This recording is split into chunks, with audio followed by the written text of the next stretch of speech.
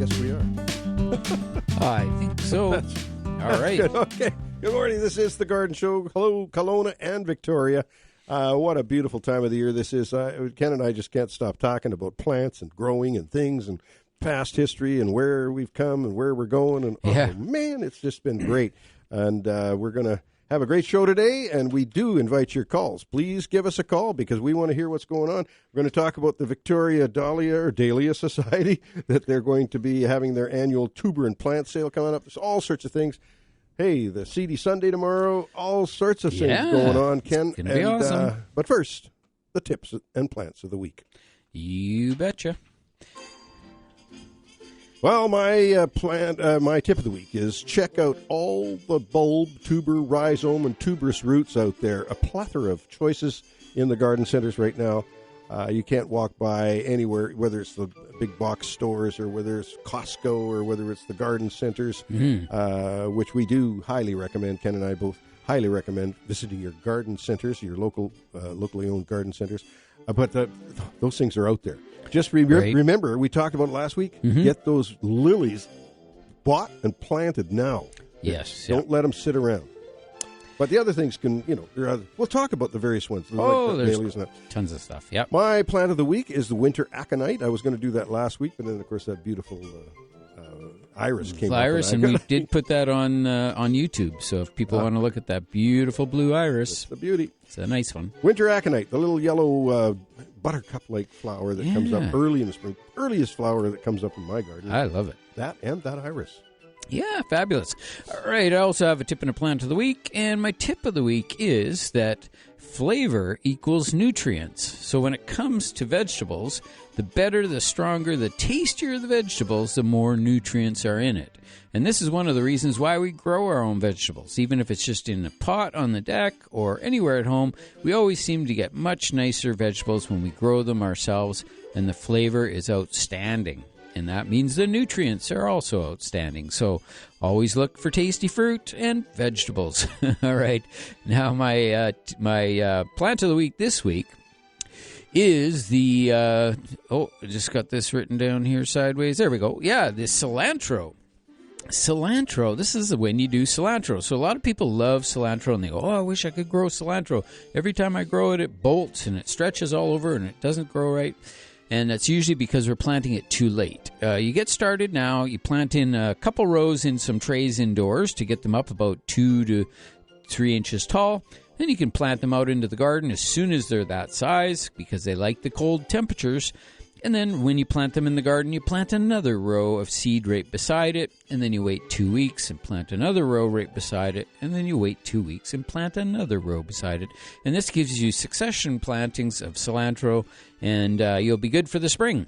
But once it gets hot, it goes to seed. So there you go. That's my tips and plants for this week. Remember to check growercoach.com and Grower Coach on YouTube.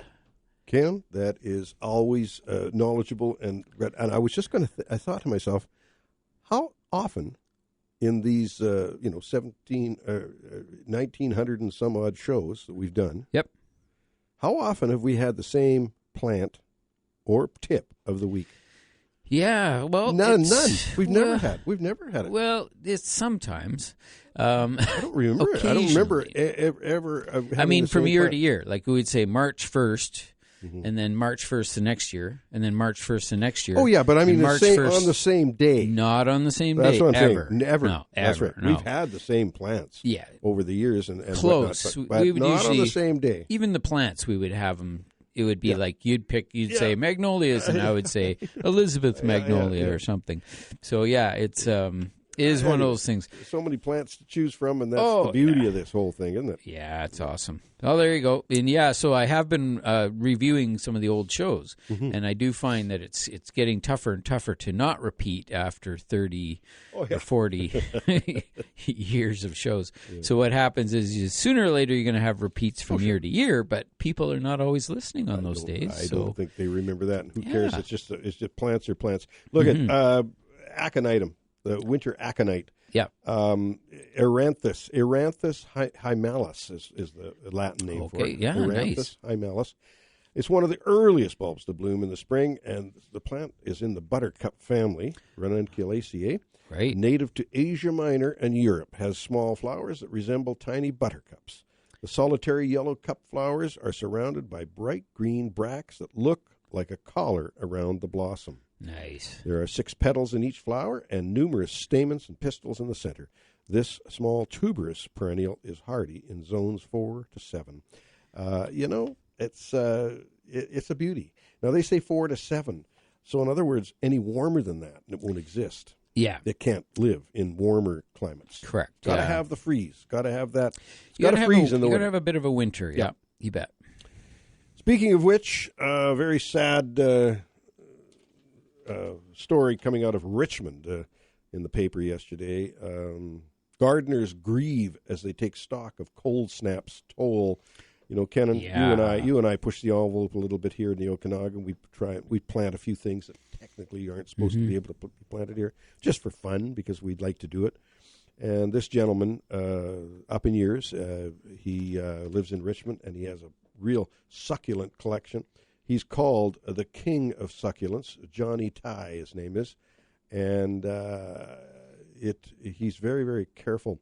It says here, if you ask the King of Succulents, Johnny Ty, how his plants are doing, do it gently.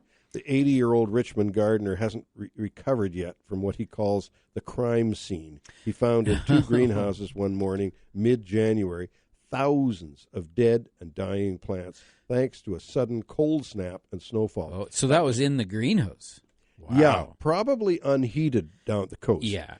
There's a lot of greenhouses down at the coast. You can pretty much, with a very small heater or no heater at all, you can bring semi-hardy things through the winter quite nicely.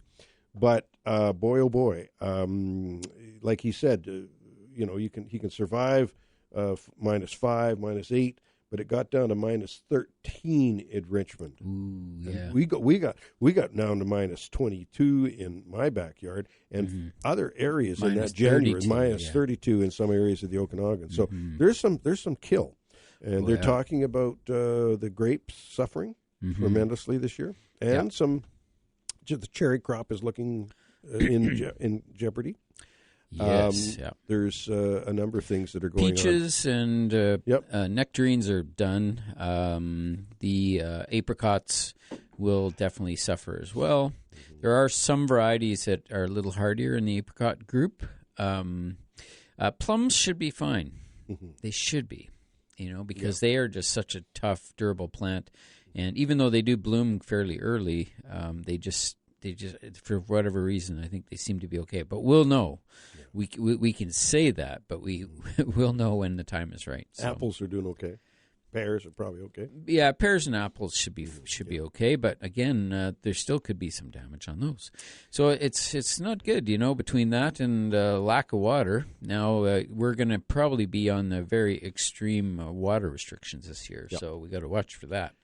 Ken, we're going to have to take a short break. We invite your calls when we come back with The Garden Show after this short break. Well, don't forget to change your clocks tomorrow or tonight. I guess it's tonight, or is it? Yeah. I don't think I'd get up at 2 a.m. to go change it. I think I'll wait till the morning. You can go till the morning, yeah. I can't stay up to that late. Yeah. Well, the debate is still out there. My good friend Craig McCaw, formerly from the Poppy family, formerly from Kelowna, and we've really firmed up our friendship in the last few years here now. He is adamant that they should keep it on daylight savings time, okay, which is coming up, daylight savings time. So he likes the daylight savings time because it stretches the evening out, and he's a night person. He's an evening guy, right? He's an evening guy that loves to look at the stars, so I don't know why he doesn't like it coming earlier, but, he's a night hawk. Yeah. He likes to be up late. I seriously say, if we kept it on daylight saving, it would be dark at 8:30 in the morning still. I don't know about dark. In the middle of summer? No, I'm talking about in the middle of winter. Oh, middle of The winter. short days, it would be dark. Oh, yeah. At 8:30 in the morning. I don't care which way they go. Just stop changing it. Like, why do we need to change it? We've grown up now as a race, as a human race. You know, like we're beyond that now. Mm-hmm. Let's just keep it the same so that we can just keep living and not have to be like this. In my busiest time of the year, I'm going to lose an hour's sleep every night. And, you know, I got a lot of things to do every day. You know, I'm starting to push 12, 14 hours a day. It's going to be what you're saying is busy. What you're saying is keep it on standard time. Yeah, now I got to go to work an hour earlier. So now I have to get up at 4, which it would be 4, but now it's like 5, right? Okay. So, but there you go. Just keep it one way or the other. I don't care which way you do it. What I care about is my seeds came in from Vessies. Oh, my Vessi seeds that I'd ordered, and 2 types of peppers, and my you got to get I got those a nice peppers little grape going. tomato I'm going to try, and I also have some cucumbers. The the Carmen's. Carmen cucumbers that come Oh, they're nice. Yeah, expensive little devils, but hey. Did you figure out actually per seed cost yet, or no? But I will, and I'll double that for you, Ken. You got to make some money on this deal. Double my money on this. It's worth it. I've seen, but if a mouse eats them, then that's not going to be good. Bootlegging seeds. Yeah, it reminds me of a story really quick that when I used to grow a hothouse greenhouse and tomatoes, and we were buying in the special cucumber seeds, and they were, I can't remember exactly how much they were, but they were pretty expensive. They were, I would say, $2.75 per seed sort of thing, and this was back in 1982. So they're very expensive, and so we planted them all out into these trays and put them in a heated propagating box to get them up before we moved them into the greenhouse for production. And we put them all out one night. Next morning came in, and about 90% of them had been eaten by mice. The mice got into the thing, and they pulled every seed out and cracked it and ate the insides. Expensive mice. That was expensive, yeah. So then they did miss a few, so we immediately had to screen everything in, and it was just a pain. But we didn't even know we had mice. We never saw a hide nor hair of them. Till we put the cucumber seeds out, and then it was like, oh man, they were happy. Happy mice. Well, there you go. That's a sad story, Ken. We've had other stories similar in the greenhouse. We had a cat, and we'd have at the end of the season, or in the middle of summer, we'd have somebody coming in saying, "I bought these red petunias, and they turned out white," or bought some pink ones, turned out red, or whatever. I said, "What the heck? It shouldn't be like that." Yeah. Turns out the cat was walking through the seeding beds and transferring seeds from one pack to the other. So that, we didn't know that. We finally figured it out. We saw little kitty cat tracks. And that kind of made sense then. Yeah, it's all sorts of challenges when you're growing plants in bulk like we did in the greenhouse. Yeah. When you're growing, 110,000 packs of bedding plants, you're going to run into some issues, once in a while. Yeah, tagging and keeping the name straight is a big challenge. Oh, yeah. And I find it is, I don't know why, but it seems to be getting more and more challenging out there for nurseries and things to keep track of what plant is what. And I'm not sure why, but... Well, I can tell you this. Back in the day, I remember a customer coming up to the to the counter to pay for her plants, and her little girl was there with, I think it was a girl, standing there. She was just a youngster, maybe 4 or 5. Had her fist full of plant tags.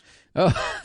And I said, "Oh, where'd you get those?" "Oh, in the plants." And she'd taken all these. She was going through the thing, pulling all the tags. Yeah, so the mom thought she's going to do some good. So she said, "Well, I'll put them all back." "Oh, yeah, right." Put them all back. Yeah. Give them to me, and I will put them back, and we'll get them in the right spot. Victoria Dahlia Society has their annual tuber and plant sale coming up. Includes rare and exclusive varieties. One day only, April 13th, day before my birthday, Ken. There you go.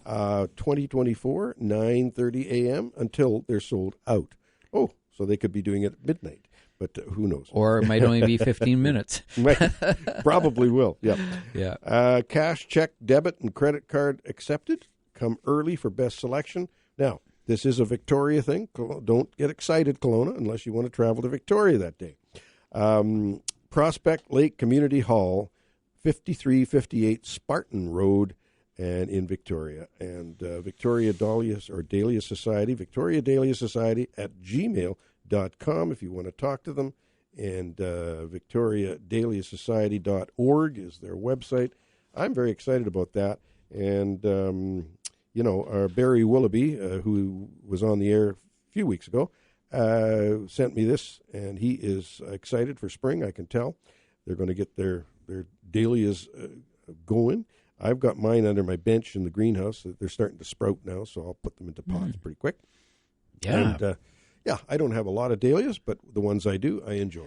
And it's a good time to start getting them going indoors because they can sit. Last year, a year before, I got mine started early, and some of them took right off, and some of them sat for almost a month before they shot. So, if you started now, it'd be interesting to see if they're shooting by 15th of April. So you get on it, get them into pots, so yours were actually shooting right in the storage, is that right? They're just laying underneath the bench in the greenhouse, so they're warm and they're kind of moist. Cause they're in pots? Nope, right now they're just laying there, the tubers. Oh, just a cluster. I just dug them, threw them under the bench. Perfect. So now I'll separate them and put them into some pots and get them going. Greenhouses are fabulous environments. Plants just want to live in them. It's fabulous. I know. It's easy. Well, Ken, the day length is so cool right now.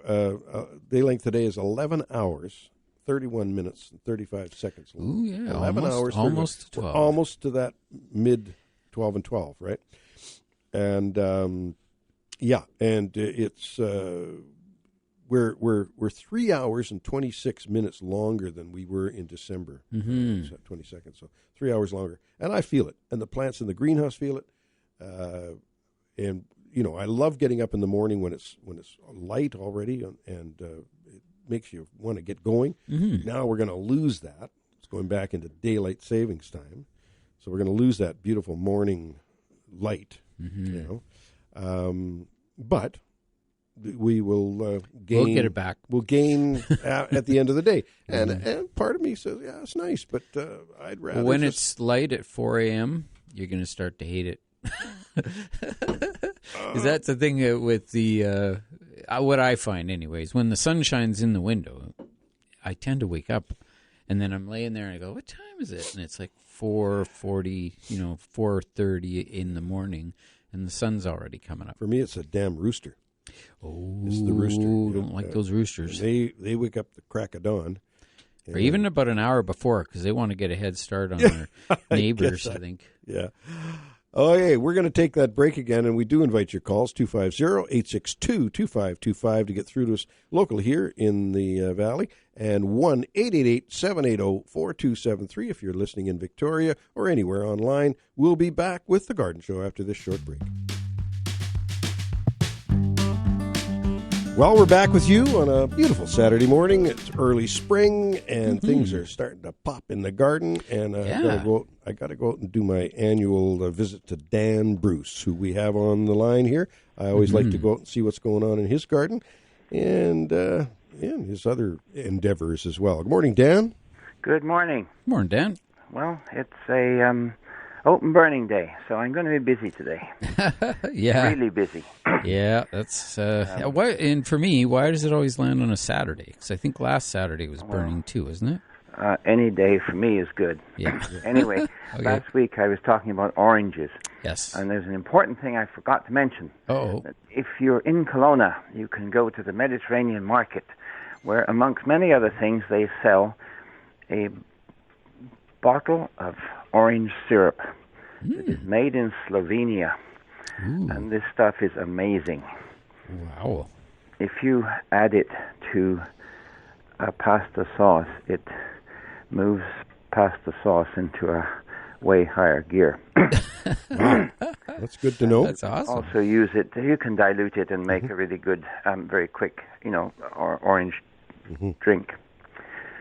But what I really want to tell you about this is this guy who lived out in the forest and lived there most of his life.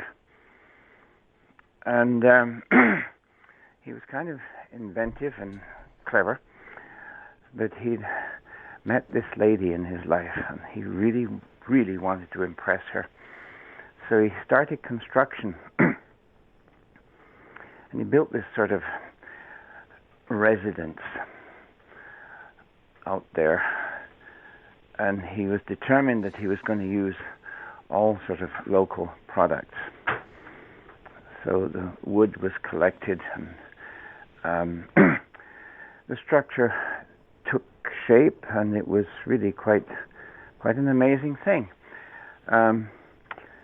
He decorated it with all sorts of pieces of ornamental stuff, and he made a lawn on the ground out in front of it, and he'd kind of trimmed off some bits of leaf and stuff that were overhead so that the light came in on it just the right angle. And he even went to the extent of making some paint and painting the walls of this thing. And it was, as I said, quite amazing. And he was getting some favorable comments from his lady friend. And then one day, a wild pig ran through the area and was chased by a pack of dogs. And they ran right through this thing and really messed it up. But he didn't worry too much because he just flew away because he was a bird. A bowerbird. And everything that I've said, except for the wild dog thing, was true. Right. Yes, the bowerbirds create these structures using natural products, obviously. And the different species make different sizes and shapes of these structures. Some are about 6 foot tall, like a pole, all decorated with sticks, bits of moss, beetle wing cases, shells, small bones, anything they can find. But they're very selective about color. For instance, the satin bowerbird in northern Australia really only likes blue things. And it has been known that those satin bowerbirds that live close to humans have raided households and taken the blue plastic clothes pegs off the line, dropping the linen onto the ground, going off to use the clothes pegs to decorate the bower. This nature, wonderful. Where do bower? You mentioned northern Australia, so bowerbirds are native to many, many parts of the island of New Guinea, and also many parts of Australia. Okay, so they're more of a subtropical or tropical bird, right? Yes. Yeah. Yes. Fascinating. That sounds almost like our pack rat. Yes, but we have the pack rat. They have the bowerbird. Yeah, there exactly. You go. Anyway, this whole behavior is really unique in the bird world, and there's a lot of it that ornithologists, scientists just don't know yet. There's a lot we don't know, Dan. But if we keep having you come in and spew some of your knowledge, we'll know everything by the end of the year here. I doubt that very much. We're going to have to keep going here. We got some calls coming in, but we always appreciate listening to your stories. Well, that was my inhuman gardening thing. Right on. Thanks, Dan. They are, in fact, called, one group of them is called the gardener bowerbirds. Okay. Yeah, gardening's not limited to humans. No, that's right. Okay, buddy. Thanks for the call. Take care. Have a good day. Thanks, Dan. Bye-bye now. Bye-bye. And we welcome Pam to the show. Good morning, Pam. How are you? Good morning. I'm very well, very well. You brought massive delight to my little heart when you talked about the day length right now. That we're actually in double digits and moving on. Oh, isn't that nice? So encouraging. So encouraging, yeah. My specific request or question or topic today is it's a bit of an ask, I guess. I've got my hands in service hat on, and we're in the middle of our preparation and planning for our 2024 Living Salads, the Portable Community Garden Project. And so far, so good. We just haven't found all the pots that we need yet. So I wondered if I could just put a shout out if there are any gardeners or anybody listening who has, I don't know, some pots that they're looking at they don't need. We are a little bit picky, though. They have to kind of be specific size. Yeah. So can I just give you a bit of a dimension of description and then you bet. Sure. phone number for the office, and if people want to respond, they can? You bet. Yeah, so the Living Salad Planters, for those who don't know, is a container garden that holds about six plants that are companion happy, like they do well with each other. And we give the opportunity to people who don't have yard space, don't have more than a balcony, maybe don't even have mobility or medical capacity to get out into a garden, so they can't even access community gardens. So we bring the community garden to them. This year we're planning on planting 450 of these gardens, which means 450 households will have a chance to put their fingers in dirt that they might not have had opportunity to before and grow some of their own produce. The size of the pots we're looking for, I kind of call them a squatty pot in the sense that they're about 9-10 inches high, so 13-14 inches in diameter. They're a common pot, but there are all kinds of different sizes of pots, and we need them a bit wider than tall because each of the plants needs elbow room. And the plants we're planting don't have large root systems that need a lot of depth that way. No, I think it's Ken, would that be a number 7? No, that is what would be classified as either a 3-gallon or a 4-gallon pot, typically, something like that. I think we have thought of it as a 3-gallon pot. Yeah, and I'll have a look, Pam, too. So I know we have a lot of pots. We just have to. That's kind of an odd size, but I'm sure we must have some. And I think we just recently, and I mean yesterday, freed up about 30 of them. Ooh. In one planting. So let me look at that, and I will give you a call. So what was the number that we should call? 250. Oh, sorry. 861 5465. That's our hands and service office number. And if there's not a person that answers, like if you call on the weekend, just leave a voicemail with the number, and I'll get back to you on Monday. Can you say it one more time? Sure. 250 861 5465. That's direct to hands and service. You'll get a message machine until Monday. I'll be in on Monday. I just wanted to let you know, while you were giving that number out, Ken is dabbling on his phone, poking away, and I just wrote it down. I know the number already. He could ask me that an hour from now, and he's poking at his phone. There we go. And Pam, one more thing. You mentioned dirt. We call it soil. Dirt comes from behind the ears. Right. Soil is what we plant into. Dear. Yeah. I try not to say dirt. You're right. Dirt is what you wash off your hands. Soil is what the plants live in. I get it. Right. I'm looking at I'm looking at the bottom of the sample pot that I have here, and for some reason on the bottom it says number 5T-15 liters. Oh, okay. That's what's stamped on the bottom of a pot. So that could be a squat 5. Yeah, squat 5. Yeah, and then it says 30 by 23 centimeters.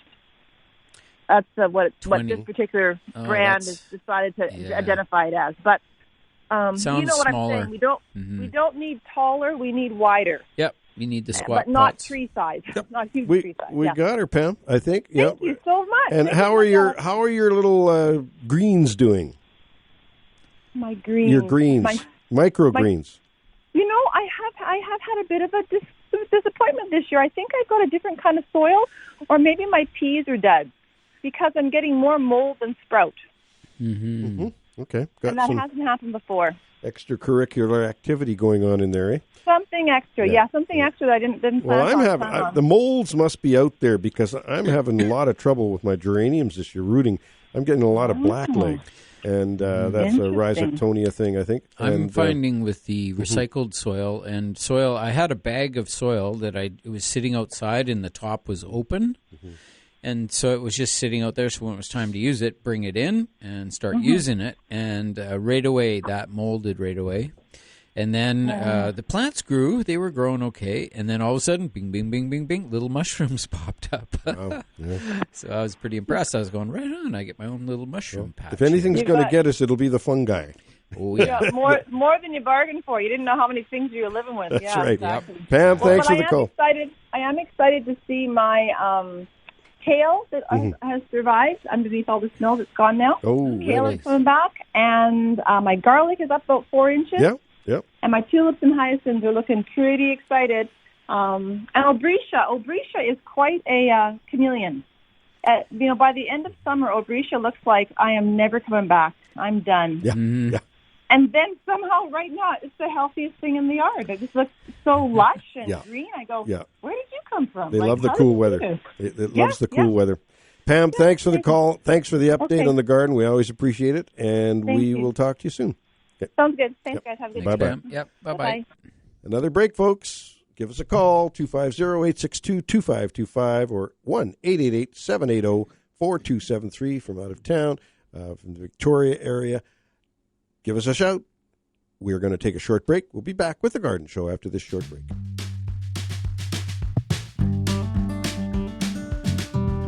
Well, it's high overcast here in Kelowna. I'm not sure what it's like in Victoria. Maybe we can have a weather report from Victoria from somebody.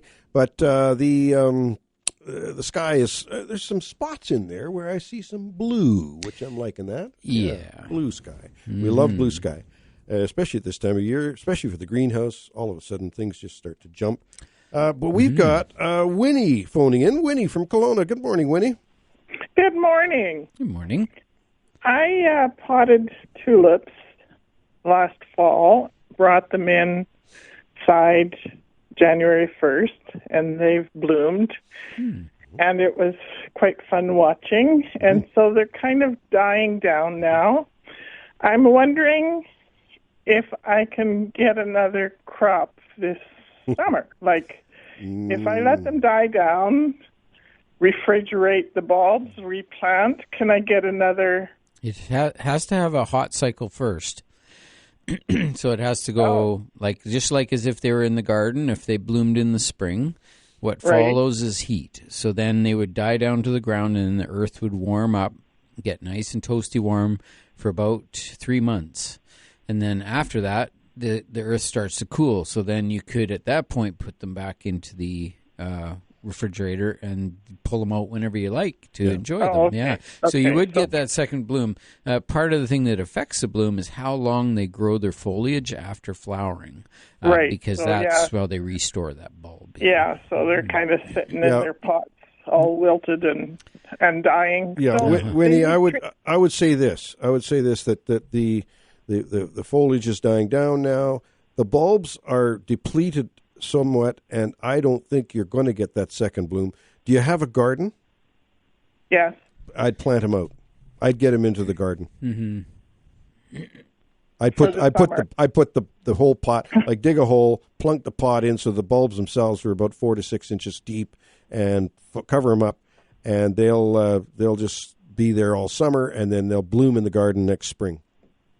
That would be really clever if you could get them to bloom again this summer. You might want to try it and tell us we were full of it, but I don't think you'd be able to do it. Okay, but a couple of 3 months of heat and then the refrigerator. Yeah, give it a try. Yeah. Yeah, 3 and 3 is sort of would be 3 months of heat and 3 months of cool. And when we say heat, we just mean really above freezing.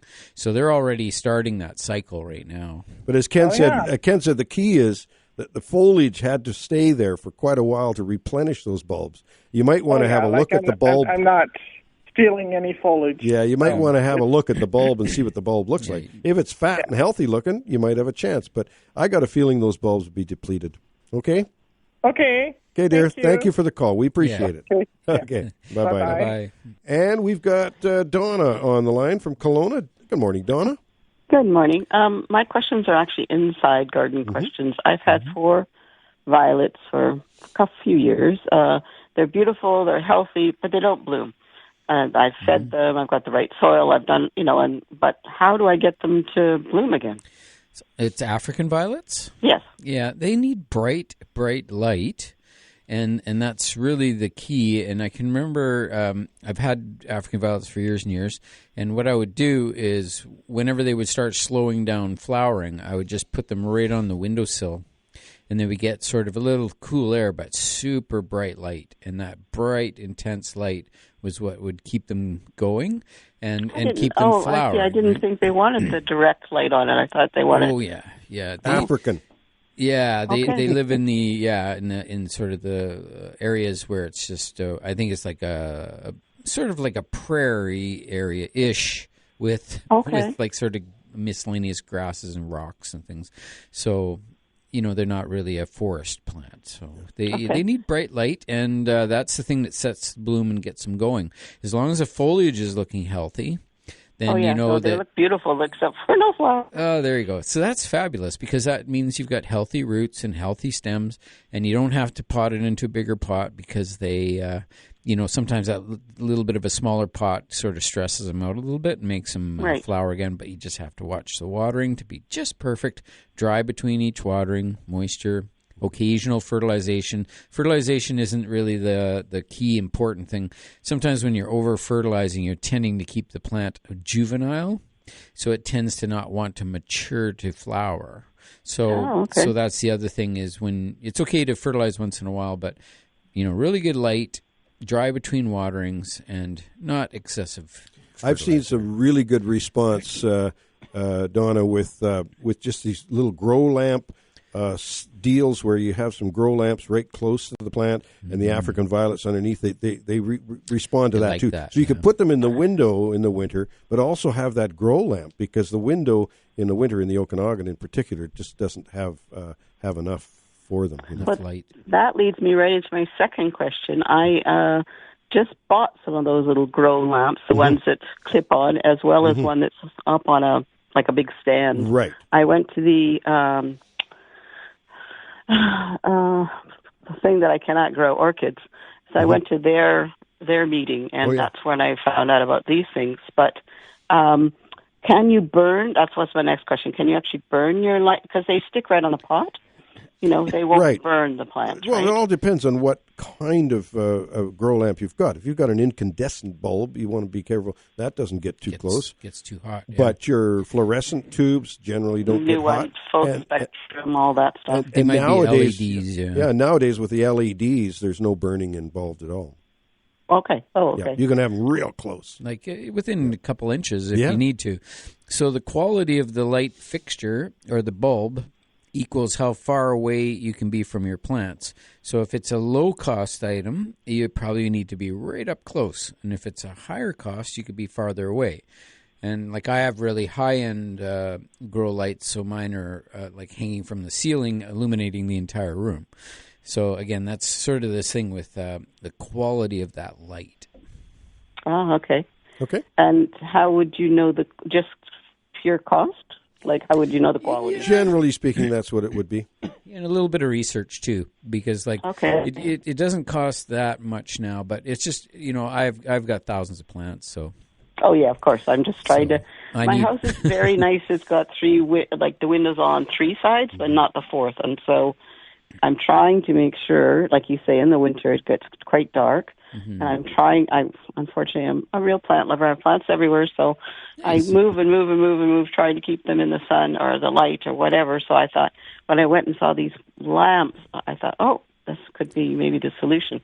I have a Hoy plant that's right in the very middle of my, it's right in the middle of my main room, but my main room is very bright, but of course it doesn't flower there either. So I've got to get it over somehow to these few windows. So this is why I thought maybe this lamp would provide enough for it to stay where it is. Yeah, and what do you think? For sure it could. Yeah.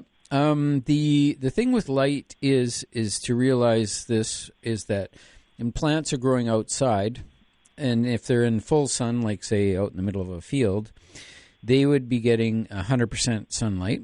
And if you bring them indoors and then put them right up close to the window, even like on a southwest window, you're sitting at about 15% of that outside light. And that's due to the angulation of the glass and everything. Sun reflects. And then if you back away from that window, say 10 or 15 feet, you can go to 1% of the actual outside light or even less.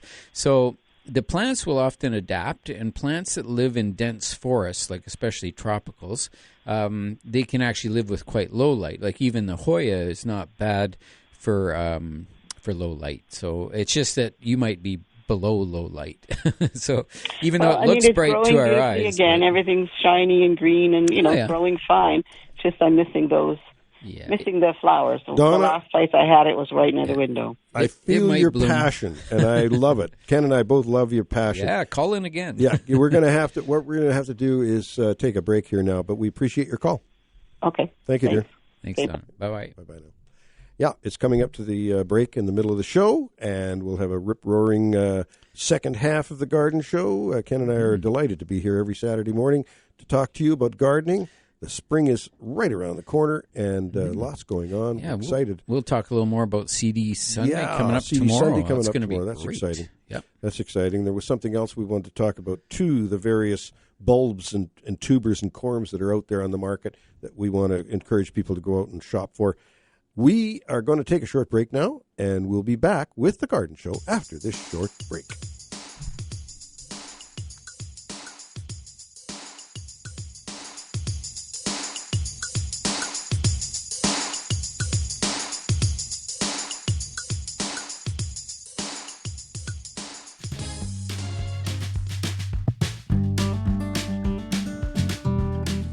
Well, here we are. Let's talk a little bit about CD Sunday tomorrow, Ken, and you're involved with that. Yeah, I've got a table there. I'll be answering plant questions and helping people with their gardening issues, that sort of thing. And then I think it's at 1 o'clock I'll be speaking on vegetable gardening, so I've got a nice presentation there. So anybody who comes in, I'm pretty sure that's part of your package just from coming in. I think it's just $2 to get in. It's a great deal. Reasonable.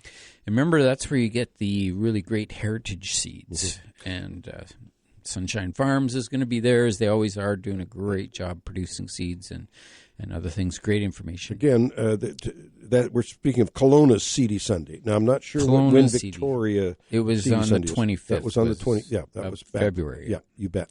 Now, this is Kelowna's, and it's at the Parkinson Rec Center? Yes, that's correct. Yeah. Been there for quite a while. Well, there you go. Donna and I are going to pop in tomorrow to see you and to see what's going on there. Yeah, fun. Master Gardeners have a booth there. Oh, yeah. Mary Fabris will be there. And there's all sorts of booths and stuff. A very interesting thing to do. Good way to kick off spring. Yeah. Very reasonable to get in. A couple of bucks. Mm-hmm. Yeah. It's awesome. Now, we mentioned earlier on the market right now, in the garden centers and in the box stores and whatnot, you'll see masses of displays of begonia tubers. Well, not as many begonia tubers as we used to see, but we see begonia tubers. Still some out there. We see gladiola corms. We see canna rhizomes. We see dahlia tuberous roots. We see... and lilies, okay? Now, I mentioned early, you will see your lily bulbs out right now, and it is important that you get them now and get them in the ground. Plant them away. Don't wait until, later, because the darn things degrade quite quickly in the spring. So get your lily bulbs early. The other ones can wait a little bit, but it's nice to get them while the selection is good. And get them going. Yeah, they like the cold. They don't like to be warm, that's for sure. And when they come out of those from the wholesalers, they're in refrigeration. They go to the retailers. You got to buy them right away and get them back outside into the ground where they're refrigerated again. Keep the temperature consistently cool, and then you get a really good performance actually right on the first year. At least you get one good solid stem, and then the next year more as it goes along. So that's one thing you can get out in the garden right away. We've got Pat joining us. Good morning, Pat. Nice to have you with us. Good morning. How are you? We are well. Yeah, good, thanks. Good. My question for you regards canna lilies. Last fall, I had these 5-foot canna lilies in a massive pot, and I brought the whole pot in, kept them inside, all winter. They even bloomed all winter. But now they're tall, wimpy, stretching for the light, and terribly, terribly root-bound and wimpy looking. So now when I take them outside, I'm going to break it all up, give them all new soil. Do I keep the old ones or just the new ones? How do I handle this? The new ones are better. They're nice and fat and healthy and colorful. You can just see they just look better. So the better bits are the ones you want to keep. But even the older bits will usually start to grow, and so they're pretty easy to deal with. The thing to note is that have you cut them off at all, or? From time to time, but they're about 5 feet high. Oh, geez. Yeah, so when you do that, you chop them off. I would be letting them dry out and just get them really dry so they start to hurt a little bit, and then cut them off. And then that's how you take them out at that point and divide them up into smaller pieces and repot them. And then, they really can't go outside until we're into middle of May. So, you can get them started and get them rooting in, and they'll start to grow again after a week or two. If you put them in small pots, you can move them in and out, because there's some days coming up soon in April that in the Okanagan that are nice and warm. They're perfect for cannas, but they just can't freeze at night. So you got to watch the weather like a hawk and bring them in. If it's going to freeze, bring them in. I do that with my jacaranda. I do that with a lot of things. I get them outside, but I'm ready to pull the trigger if I have to get them inside at night if it's going to freeze. So just it's a bit of work, but it certainly pays off because they love being outside. So when you say cut them off, do you mean right off soil level? Yeah, and these are canna lilies you're talking about? Canna with an N, yes. Yeah. So you just cut them down to, I usually cut them off at about 3 or 4 inches high, just as kind of a convenient height. And then, first process, dry them out. Second process, once they start looking rough, cut them off. So so in other words, you completely restrict water from them. And it's one of the things that keeps them growing through the winter months is when you keep on watering them and they're nice and warm inside, relatively bright light, they can keep on going. But I actually purposefully will dry mine right out in the fall, bone dry, cut them off, and then I just take the whole pot and everything and just stuff it into the garage in a semi-protected area where it doesn't freeze, and I just leave them until spring. In the spring, I pull them out, clean them up, divide them, put them back into pots, and away I go for another year.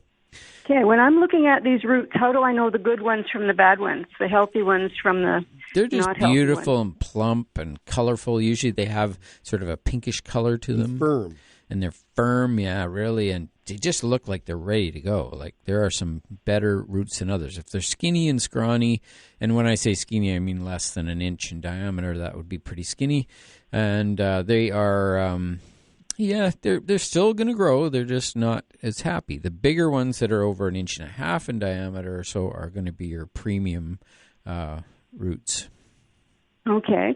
Last year, I brought them in. They stayed inside all winter, and then I put them out as a full-size plant, and they just started flowering. Yep. Well, that's the beauty of having them indoors is you get them started early, and as soon as you put them out, they just go. If but you now do like they're really root bound. Yeah, and that's Dump them out. Yeah, that's okay. Break them up. They break up pretty easy, but because you're starting new like that, you don't want to keep the tops going on them when you're doing the divisions. When you start breaking them apart, I just cut them off. And like I was saying, when you get them started early, like mine are doing the same. They're shooting up a little bit in storage. So I'm going to pull them out. I'm going to chop them off and just keep them dry until I'm ready to go to the next level, which will be fairly soon. If you can get them started so they're actually physically growing at the beginning of April, like indoors, then they're going to be beautiful. And you put them out 24th May long weekend, go out and do your potting, make some beautiful planters with them or whatever you do, and they will just continue on and start blooming. If like a lot of people keep them in the storage all winter, and they wait right until like middle of April or so, maybe even beginning of May, and they'll bring them out and start waking them up, well, then you're really waiting till about July before they start to bloom. So you can see if you get them going early, sort of like what you're doing, you're going to get blooms before other people do. Yeah. Okay. Well, thank you very much. You've been very helpful. Oh, in regard to fertilizer, what and when should I do that? It's sort of a thing that has to do with heat and temperature, and so probably once you are seeing a lot of really nice, healthy growth coming on them after potting and everything, then at that point, as soon as they start putting on some good-sized leaves, then you're good to start fertilizing again.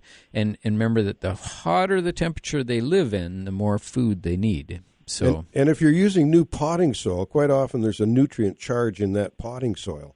That's usually enough. And that's usually enough to get them going at the beginning. You can start feeding, as Ken said, when the weather warms up. Yeah, read the fine print on the potting mix. Yeah, for sure. There you go. Okay. Is there one you recommend? I like just Sunshine number 1 or Sunshine number 4. Both of those are what I use in the greenhouse. Okay. Yeah. And where do I find that? Most garden centers handle it. Yeah. Most garden centers would have it. It comes in a big bale, like a peat moss bale. Yeah, so you can do like all your plants, all your planters in one shot. It's probably the most economical way, too, to buy a good potting soil is buy those bales. Yeah. Oh, for sure. Okay. Well, thank you very much. I appreciate your help. You betcha. You're welcome. Thanks for calling. Okay. Bye-bye. Bye-bye. And, we've got Donna again phoning from West Kelowna. Morning, Hi Donna. there. Hey, Donna. No, it's a different Donna. Yeah, different Donna. I haven't called you yet this week, so just wondering when is a good time to transplant raspberries? Oh, right now. Yeah. Right now. Now. That's the time, yeah. Look at that, the duet. We're actually in harmony, Ken and I there. Right now. Should I did trim them back some last fall. Can I still trim them back more now or not? Depends on what type do you have, do you know? They're yellow ones, actually. Oh, okay. All I know is that they're yellow. Yeah, so they're the golden Do you see, well, the thing is, there's June bearings and there's what they call ever-bearing or fall-bearing, late-bearing raspberries. The golden ones are more like that. Yeah, the golden ones are more late, aren't they? Yeah. And I really haven't had much. They've been in the ground for 3-4 years, and I haven't really ever gotten a good crop out of them. Oh, well, lots of water with raspberries and nice hot sunny location is helpful, and you can still add compost and nutrients and all that stuff. Yeah. So all those things seem to work, and the thing I've noticed about the golden ones is I've actually grown quite a few, and I have some at some of my clients' properties, is that they get quite large quite fast, and holy man, do they grow, and they produce like crazy. You know what? Maybe they're not getting enough sun, but I'm going to transfer them to my son's place. I said, hey, you got that open space in between you and the neighbors. Yeah. That's a good place to plant them. And put in a little root barrier around them, right? So when you make a little bed or something, you dig in a root barrier about maybe 12 to 16 inches deep. 16 is better than 12. And you go all the way around the area and plant your raspberries in there, and then they don't run all over the yard. Oh, okay. Okay. Yeah, because they obviously tend to do that, don't they? Yeah. So I bet you they might do, so give them some manure and stuff like that. They like that? Yeah, and well-drained soil. They don't like clay. Okay. No, I think he's okay there. Okay. All right. Thanks, Donna. Okay. Thank you. Thanks for calling. Thanks. Bye-bye.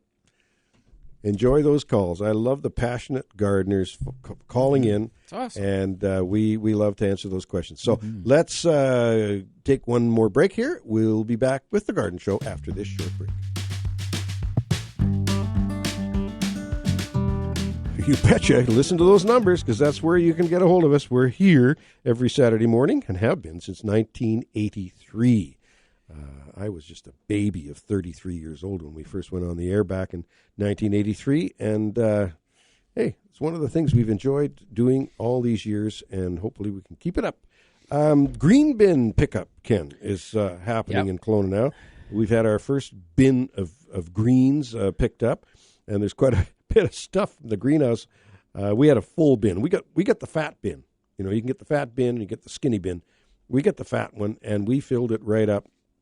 And then we have some folks that we, and I don't know if this is legal or anything, but we have some folks that have 2 extra green bins that they rarely use because they don't have much in the way of garden. And so we borrow their green bins and then take them back, and they pick them up at their place. And I'm sure the gentleman picking them up in the truck kind of goes, where did they get all this green stuff? There's nothing in the yard. Anyway, right.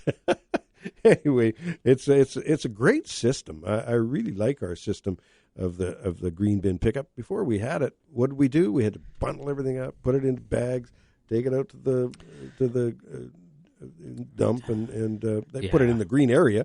But it was a lot of work. This way, they pick them up. Yeah, it's fabulous, and for them to control it is easier, and they get the beautiful products, composted products that they're able to turn back into a product they can get back out into the community. Yeah. So and folks, just remember that there are some rules and regulations about what you can put in the green bin. Yes, size of wood, for instance, size of prunings. There's a certain size that you got, and that's all listed on the City of Kelowna website, and same with the Victoria, I'm sure has the same and system. it'll be different. Like I noticed in the advertising on TV, they talk about food scraps and that going into the bin, but that's in Burnaby, I think, and it may or may not apply to Kelowna. So definitely find out for your specific area what your guidelines are. Yeah, I mean, salad things and that sort of thing, but.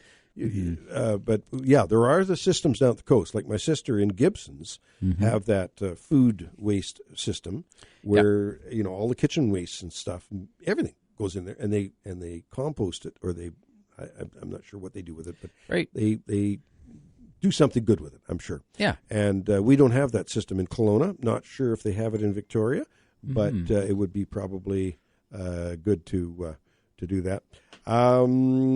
So anyway, we're going to enjoy that all summer long. Teresa Hodge has just said that she's too large. They have 2 large and 1 small. So they got lots of green bins. I guess you can order and have more. You have to pay for them each month. And good. So anyway, she's out in the greenhouse right now. She just texted me. She's out in the greenhouse having her time out there. We sealed it up for her. I put some hinges on the door for Charlie and Teresa last fall, and I don't know what it was going on in my mind, but I put the hinges upside down, and the pins dropped out, and so the door subsequently dropped off. She pointed that out to me, so I quickly went over there and fixed that up for her. Anyway. Those things happen, It's just you're having too much fun. That's the problem. I know. It's just too much fun.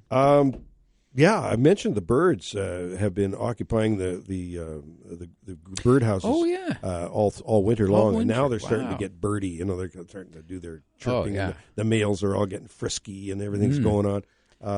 Love it. I just love having the birds around. But we're really being careful about feeding the birds now with the bird seed. Yeah. For instance, Brian Minter, when we were having our chat down there, Brian, because of the avian flu business, especially down at the coast, he has stopped selling bird seed. He won't sell bird seed anymore, or suet or any of that stuff, because of the avian flu thing. So that's a responsible thing to do. That's a pretty large chunk of his revenue was bird feeders. Well, and especially bird in that area, because they have such there's a lot of birds that winter in that area. Yeah. So and so there you go. So that's Brian Minter's advice: don't feed the birds. I do still have a bird bath, which they very much enjoy. But even that has been known to promote the spread of the flu. So what I do with the bird bath is daily we go out and we put a little bit of hydrogen peroxide in it. And the H2O2. Keep it washed out and regular. We wash it out regular, put some fresh water in, a little bit of hydrogen peroxide in there, and the birds love it. And, in the wintertime, what I like doing is going out and putting hot water in the bird. Oh, yeah. So and it's steaming, and they come down, the birds are splashing away in this hot water. They're having a ball. Hot springs. The Burnett hot spring there, yeah. Ken, over the years we've talked about this a lot, but I'm seeing it again visibly in the greenhouse. The difference between germination on a greenhouse bench with heat and without heat. The difference is like night and day. Like if you've got a flat of seedlings planted and half of them or a portion of them are on the heat and the other portion is not on the heat, the difference is like night and day. It really tells you. So, folks, if you're starting plants indoors, and a lot more people are doing that. I mean, I understand why plants cost money at garden centers and box stores. These plants, I mean, what used to be 79 cents is now $3.49. You know, and you get yourself 2 or 3 flats of plants, and you're talking money. So a lot of folks are starting plants indoors. It adds another dimension to their plant enjoyment as well. But if you're going to do that, if you're going to be starting plants indoors, get that bottom heat. Buy one of those little Jiffy flat things. And you don't have to set a dial or anything. They're set at about 79 degrees Fahrenheit, and which is about really good for bottom heat, and works very well. And use clean potting soil. You know, if you're going to use, I recycle my potting soil, but I don't use it for seedlings. I use it for planters. I'll put in planters. And then if it gets more tired, then what you do is you put it in the garden and add it to the garden. And but don't ever put it in the green bin, for sure. Yeah, and remember to keep those keep your trays and things nice and clean. And if you are recycling them, you wash them and get them nice and clean, visually clean, before you give them a little spritz of some rubbing alcohol. You can put that into a little spray bottle and just spritz it over the entire surface, and that really helps to kill the little bacteria and fungi that might be on there. So you're ready to go. Now you're talking about putting the rubbing alcohol on the plant trays before you. Yes. Yeah. Okay. Exactly. Yeah.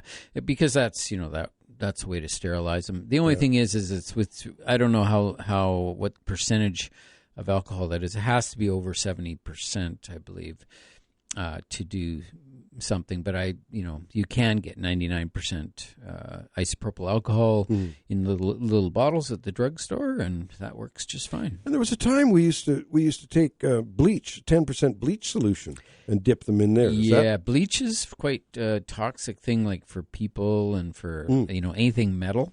Like we used to use it to sterilize blades and pruners and stuff, but bleach just would dissolve the blades away. It was too I don't know what it is. It's corrosive of some sort. So, but the isopropyl alcohol is not at all. It's great. So it works really good. Good enough for like hospitals. Good enough for my garden. There you go. Well, there are all these things, but it is important. Cleanliness is so important, and I'm having that issue right now with my darned. You got something getting in black there. Light going on there, but maybe you need a fan blasting straight onto them or something. Yeah. And it happened very quickly too, Ken. It wasn't like weeks after. I mean, those cuttings have only been for about a week and a half, and they're. Do you have a humidity? You do have a humidity check, like you got your little sensor. Well, and the interesting thing, the more heat it gets in the greenhouse, the less humidity it goes. The humidity goes down. Yeah, and it's interesting. Yep. We're going to take a short break here at the bottom of the hour. We invite your calls. Give us a shout. It's spring, folks, and I'm sure there are questions out there that need to get answered. We are here to do that for you. We'll be back with The Garden Show after this short break.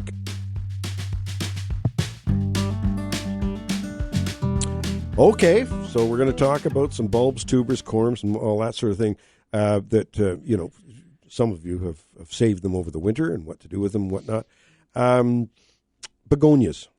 I remember when I was young in the greenhouse, one of the early jobs that I had when I was in my early teens was to put a bed of peat moss. We used to line one of the benches with plastic with some little sides on it so that it was like one big little raised bed, really, of peat moss, maybe about 3 inches high.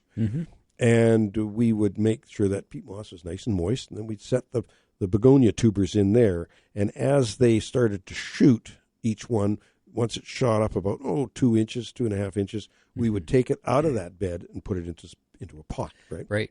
So it was just waking them up. We're just waking them up, and they wake up and at different times. They don't all wake up together, and so that's why we did that, so that if we were going to plant a planter with 3 begonia tubers in it, we would. Take 3 that were at the same stage, and we put them into that planter and grow them on. So getting the begonias started now is good, both in the Okanagan here and in Victoria, getting those tubers and getting them started.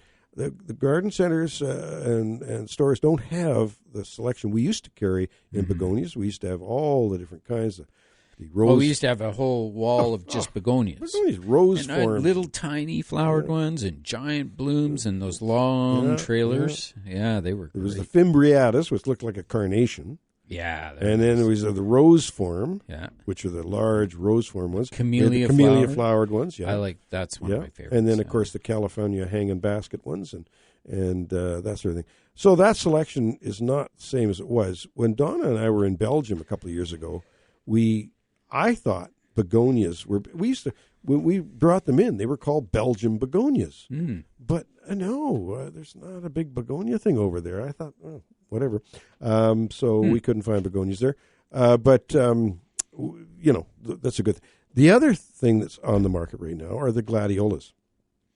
Right. And the gladiola corms, those are corms, are available. Right. And I'm going to be interested to see, after that real blast we had last winter of cold, to see if those glads came through again. Because the year before we had some cold weather late in the fall or before Christmas, and those gladiolas came through the winter. I didn't come I'm thinking about getting them started. Like, just take a tray and fill it with soil and just plunk in all my glad bulbs, because they start to shrivel inside, right, as they sit in storage. Yes.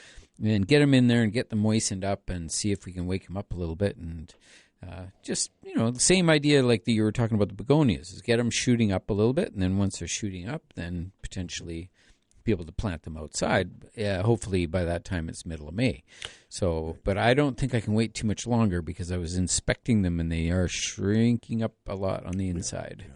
So I think they probably prefer to just be left in the ground. Yeah, well, in Victoria, I'm sure they do. I'm sure that they just leave their gladiolas outside. Yeah, some sort of perennial bulb or perennial corm. So. And talking about these forest bulbs, we had a caller phone in, and we appreciate that very much, calling in about some potted bulbs that she'd bought or purchased. Actually, she potted them themselves and did well with them. This was very, very good. And now what to do with them. So we had suggested getting them right out in the garden. There's no question about that. Mm-hmm. You could put them outside in the pots. If they're still got some foliage on them, put them outside and let them do their thing and grow in the pots, and replenish those bulbs. Get the bulbs back fat again. It takes a lot out of them. Big, healthy green leaves on those things. So feeding them, like right after they bloom, you feed, and get them nice and healthy and growing for just about 4 weeks afterwards. And that's generally enough to start to feed them. And then at that point, you can, start backing off a little bit and just let them kind of fade slowly. And with tulips and daffodils and things like that, the time, if you want to dig them, separate them, whatnot, is July. You do that in July. And by that time, you don't know where they are. So if you have tulips, you put some stakes beside them so you know exactly where you are to dig them up. And I leave the stem sticking up out of the ground, and then, but I think I would be, depending where you live, maybe June or July. Once you can still see where they are. You know where to dig up the patch. You can go and dig them up and divide them into little ones or move them around a little bit. They're always lovely. We have Desmond joining us. Good morning, Desmond. Yes. How are you? Hey, this is our Desmond. This is Desmond, Donnie's son, Desmond. Yeah. Hey, you're calling from Desmond. Victoria, Des. Yeah, that's me. Yeah, having a nice breakfast and a fire. Nice. Yeah, well, I'll tell you, I'm glad that you got the bug. You got it from your dad. Oh, you bet. Yeah, so what have you got going on there? I just have a quick question about, in my backyard, I've got the lawn's pretty good. It's like half mossy because it's just wet back there, but I have this patch of grass, this weird grass that's thick, and it's got a stalk on it, and it's spreading, and I kind of hand pick it away. I don't know if there's a better way, but it's going to eventually take over the whole lawn. Yeah, that's something I think unique to the island. I think more so. You may want to send me a picture.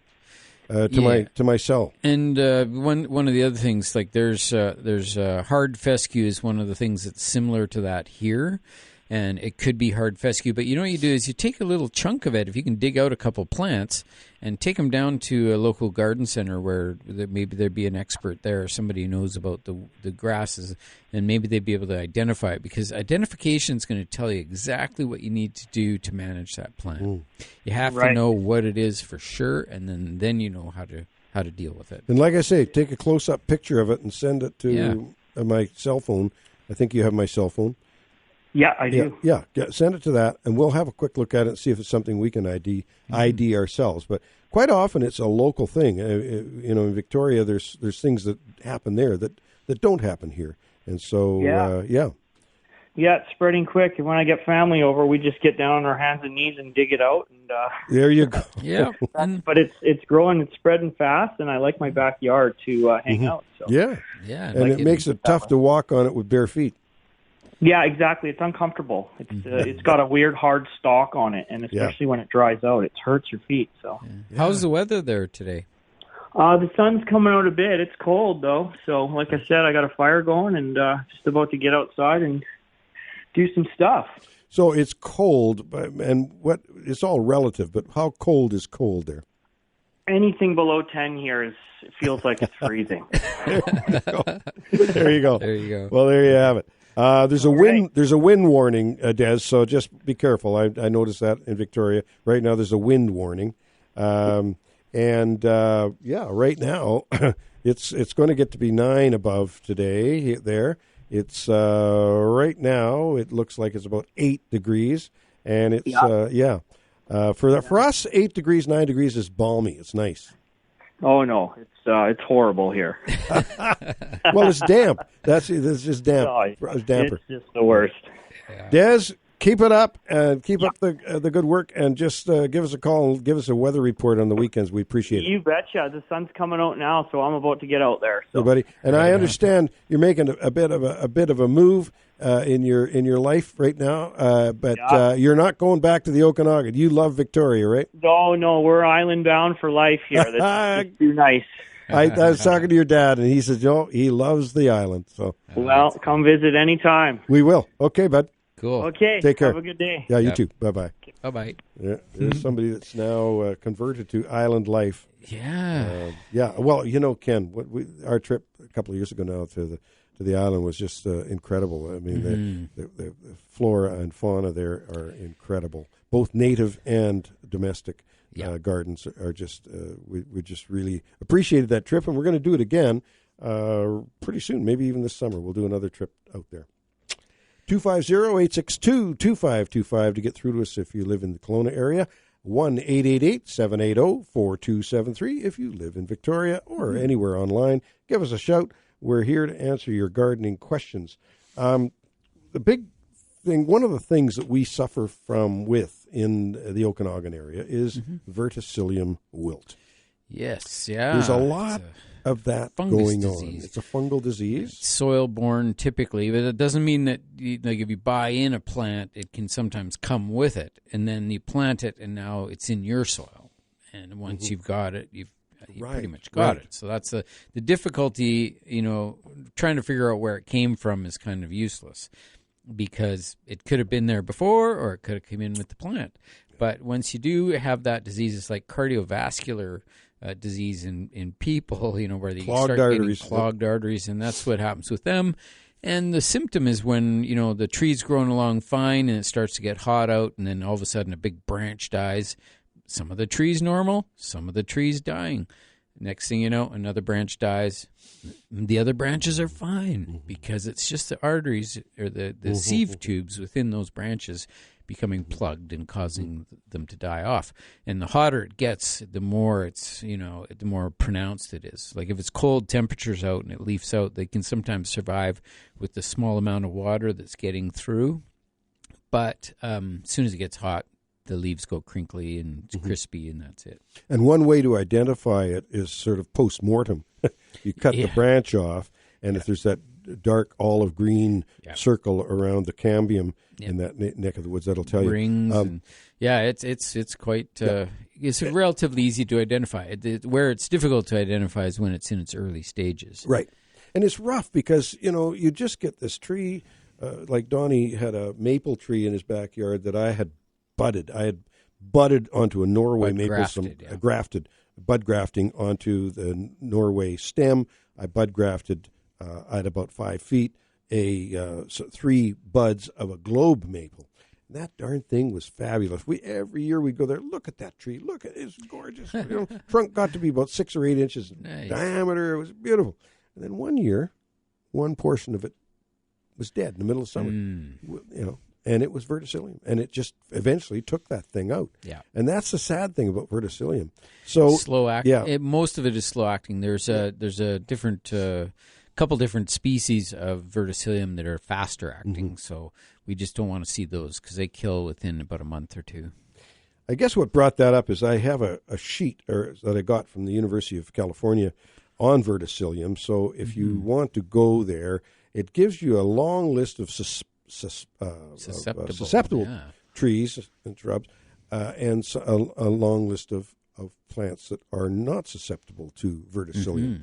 So it's like deer resistant, non-deer resistant. Yeah, it's kind of, there's a gray area in that one. In the Okanagan here too, the reason why we do have a lot of it here is it's prevalent is that the orchards from years and years and years of these different old orchards, and some of them had soft fruits like particularly prunus. Anything that's a prunus is susceptible to verticillium. Right. And so all those prunus varieties, so plums and different things, and even distantly, maybe peaches and apricots and that sort of thing, they can develop that in the orchards and have fits and bits of verticillium showing up. And then as the city grows, they rip out the trees and they scrape off all the soil and distribute it to all the soil guys, and then they build a building or they build a neighborhood, and then all that soil goes to all these different soil suppliers and gets blended in with their soils. It's full of verticillium, and so then it gets distributed, and then people have it everywhere. So that's why one thing I do is I just avoid species that are highly susceptible, and unfortunately redbud's super highly susceptible. Some of the lace leaf maples and things, like, such a beautiful thing. I still try and plant some of those, but I'm really, leaning to that list of verticillium resistant, and that's just because it's the Okanagan. Yeah. I'm sure they have an issue with it in Victoria as well. Be interesting to see whether they have the same We problems. have to take a short break here. It's the last break of the day. We've got another 15 minutes or so. Probably about 10 gross, 10. A couple more questions maybe. You have to be fast. Yeah. Right. Please give us a call, 250-862-2525. Locally here, 1-888-780-4273 from Victoria. And we will be back with The Garden Show after this short break. Well, we're back with you. Short time left on The Garden Show this morning, but we have Jim calling us from Victoria. Good morning, Jim. Thanks for calling in. Good morning, gentlemen. I know it's a shortage of time here. I will just tell you, goutweed in Victoria in one bed, I'm having a heck of a time controlling it. Mm-hmm. It's very difficult to control. You can dig it out, but it's like, wow. You gotta sift the soil. It doesn't go super deep, but it's just every little tiny piece of root will grow. Right. So okay, yeah, we've tried that. I've tried putting poly over it. Somebody said just go around and just keep snipping the tops off of it. But yeah, it's pretty hard to do that. It is such a durable plant. It can be controlled with herbicides, but you have to know your community and what you're allowed to do and what you're not allowed to do. But it's a tough one. But I have, because I used to propagate that plant, and you wouldn't believe this if I told you that is the most popular plant that I've ever sold. Where I would have the most popular plants, I would grow maybe 200 flats of each variety, and with goutweed, I had to grow 5,000 flats, and then I would sell out so fast. And this was in a wholesale nursery. So, and that's mostly selling to the prairies because it's kind of hard to get stuff there to grow. But that being said, I would go into these plantings, big plantings, and just dig it all out. And I was looking for every little piece of root because each little piece could be a pot for me. So I would go through and just scour it. And you know what? I could get most of it. The difficulty was it would get underneath sidewalks and that sort of thing.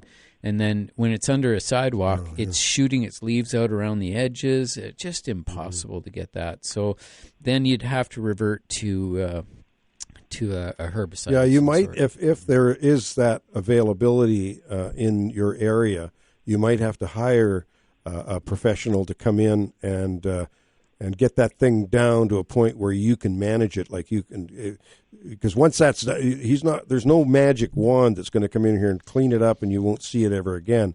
You'll get it down to a point where you can maybe physically start to manage it, and you might want to check into that. Yeah. Okay. Well, so I had some success with the poly. I just ended up ripping it up because it was just looking unsightly. So I'm thinking about just attacking it with the poly again. Sure. It's around like four hydrangeas. So I'm, right, a little bit reluctant to do any kind of, herbicide stuff. Right. Now, are you talking Jim, are you talking about black poly or clear poly? Well, I have both. I used black poly last time. Right. Well, black poly, of course, causes them to come up to the surface so you can scrape them away. That helps to get them so the roots aren't so deep, because when you put black poly on, the roots come up to the top, and then you can scrape them away, put the black poly back on again, the roots keep coming up, and then you can work on it that way. But the clear poly, if you can get a real hot day, we get that in the summer here easily in the Okanagan, putting a clear poly on can burn them. Oh.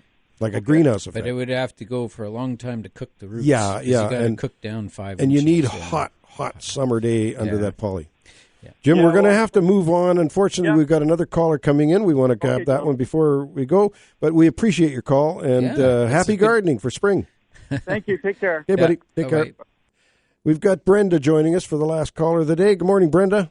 Good morning. Thanks for taking my call. No problem. I wonder if you would like to speak a little bit about my elderberry bush and how to prune it. It's kind of gotten gangly, and sometimes when I've cut the stems before they've just died, they kind of look hollow and they just die, and sometimes they've resprouted, so I'm not quite sure what to do with it. Okay, well, we were just having a little chat about verticillium, this fungus that affects them. Are you in the Okanagan, or are you Yes. Okay, so they can develop verticillium, this fungus, and it causes the branches to die off. If you ever get dieback like during the summer, that might be a symptom that it might have that. What I do with mine is mine's about 20 feet high, and I grow it for 5 years, and then after 5 years, I just chop the whole thing off, like right now, and I'm going to do this probably next weekend, chop it right off at about 2 to 3 feet off the ground. And then I just let the whole thing push up again, and it completely rejuvenates. It comes right back. First year, it might get to about 6 or 8 feet. Second year, it'd be up to 10 or so feet. And then, because I grow it as a small tree, right? Yes, me too. Well, thank you. I will do that, and life will be good. Thank you very much. It should be fine, yeah. Check back later, just give us updates as you go along. It's always it's always fascinating. I'll for sure give you an update. You betcha. Okay. Thank you, dear. Okay, thanks. Bye-bye. Bye. And, Ken wasn't joking there when he said give us an update. We learn constantly. Oh, yeah. We learn from science, It's all science. It's amazing. It's amazing what you can learn. It's a learning curve. Mm-hmm. Yes, we've been at it a long time. Between the two of us, we've got years and years of experience. However, you learn something new every day from folks that have just had some experience doing something.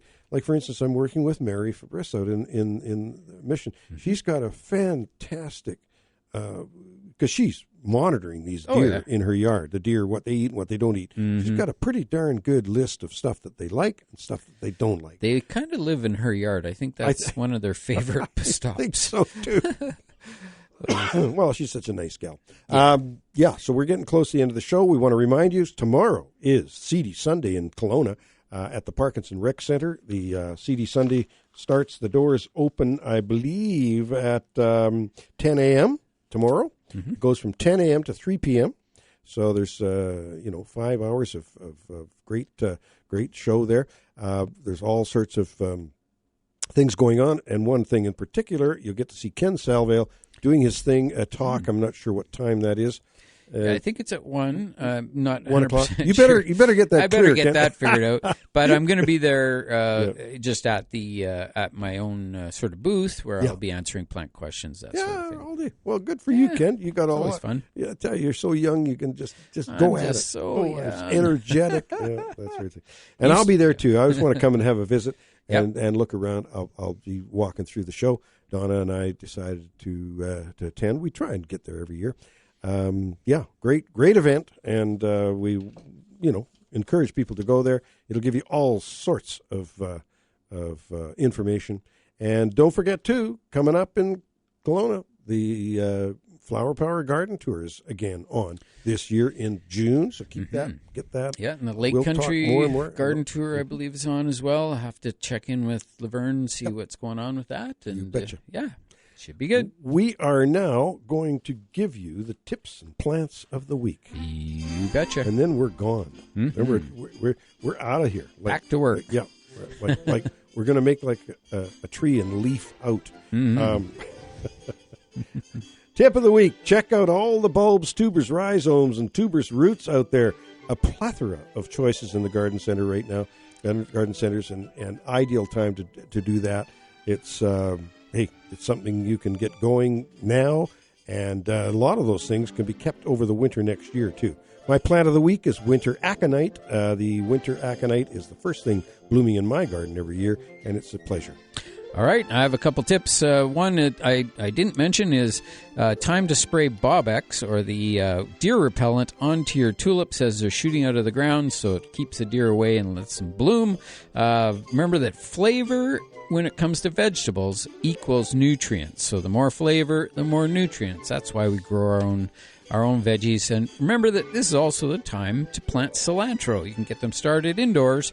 Move them outdoors. They're fine with the cold temperatures, and plant new seeds beside them so you get multiple rows. If you have a cold frame, you're in the biz. That's even better. So there you go. That's my tips and plants for this week. Remember to check growercoach.com, Grower Coach on YouTube. You bet. Best place on the computer or your phone you can go to is Ken's work there. My Shigo quote of the week is, I have examined many, many branches that fractured after the second or third loading. This is on trees. Mm-hmm. The first sets the cracks. The second and third loading cause final failure. Now, whatever that means, I don't know, but that was Shigo. You got to believe him. Mm-hmm. We're going to see you next week with more of The Garden Show. We appreciate you listening.